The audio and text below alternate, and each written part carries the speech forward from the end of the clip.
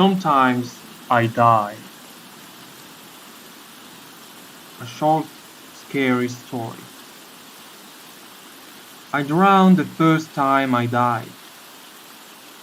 Lungs that weren't my own screamed for air as the vehicle sank deeper into the murky water. Hands that weren't my own frantically tore at a seatbelt that refused to release. Eyes that weren't my own watched the surface drift farther away. The voice I heard in my head wasn't my own either. I'm going to die. They sounded frantic, desperate to escape the finality of it all. In that moment I realized I was experiencing the death of a stranger. For whatever reason, I was there with them for their final moments, so I did the only thing I could think to do. Yes, and everything will be okay. I projected, spoke my thoughts to them as the burning in their chest became unbearable. There was an instant change. I felt their fear fade. I felt their pain disappear. I felt the soul that wasn't my own leave the body that wasn't my own. And in the blink of an eye I was back where I belonged, safe and sound in my living room.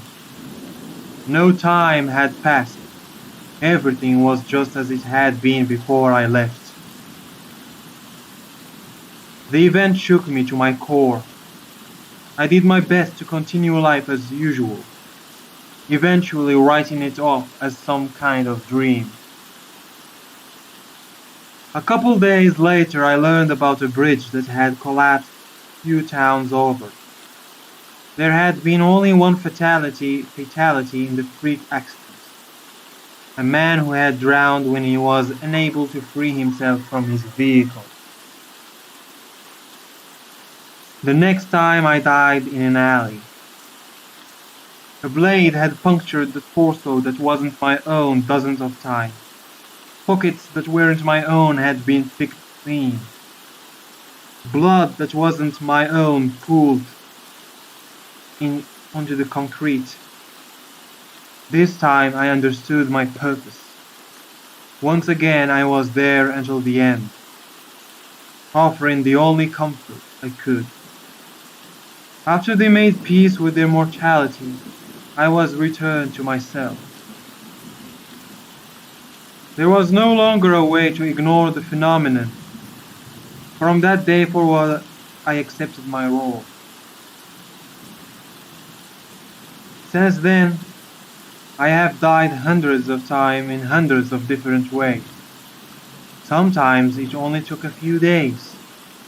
Other times it was months before it would happen again. My walls are covered with missing persons posters, obituaries, news reports of murders and accidents. Anything to help me put a face and name to the people I have been. Though I will never understand why I was chosen, I am always there to guide, to comfort, to witness, to share the experience. We will never know the time or place we will be, but we all know death will come for us someday, waiting somewhere in the shadows to collect the debt we owe to the grave. Though, for all of the uncertainty, there is one thing I have learned. We do not die alone.